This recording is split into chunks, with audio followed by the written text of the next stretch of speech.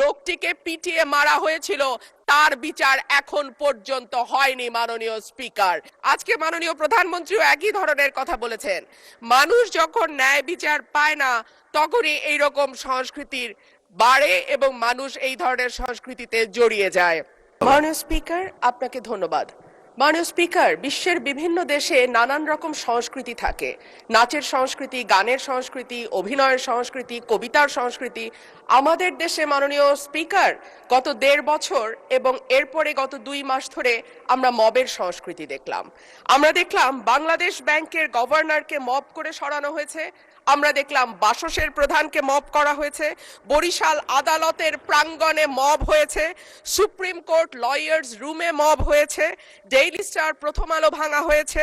চট্টগ্রামে 1.5 বছর আগে নেচে গেয়ে নাচ এবং গানের মাধ্যমে মব তৈরি করে ছিনতাইকারী সন্দেহে পিটিয়ে মারা হয়েছে।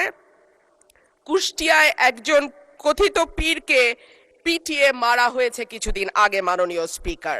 মাননীয় স্পিকার, আমাদের সম্মানিত মাননীয় স্বরাষ্ট্রমন্ত্রী আজকে উপস্থিত আছেন।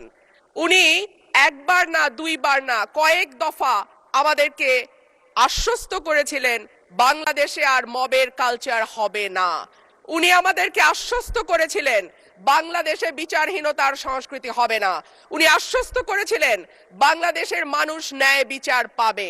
কিন্তু আমরা দেখলাম একটির পর একটি জায়গায় মবের ঘটনা ঘটেই চলেছে। আজকে আমাদের স্বরাষ্ট্রমন্ত্রী উপস্থিত আছেন। আমি ওনার দৃষ্টি আকর্ষণ করে বলি, আজকে মাননীয় প্রধানমন্ত্রীও একই ধরনের কথা বলেছেন।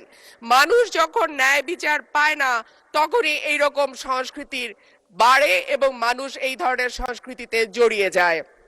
মানুষের মধ্যে হতাশা আছে, মানুষের মধ্যে ক্ষোভ আছে, মানুষের মধ্যে বৈষম্য আছে, শাস্তির অভাব। গত 1.5 বছর চট্টগ্রামে করে যেই লোকটিকে পিটিয়ে মারা হয়েছিল তার বিচার এখন পর্যন্ত হয়নি মাননীয় স্পিকার। এবং ধন্যবাদ।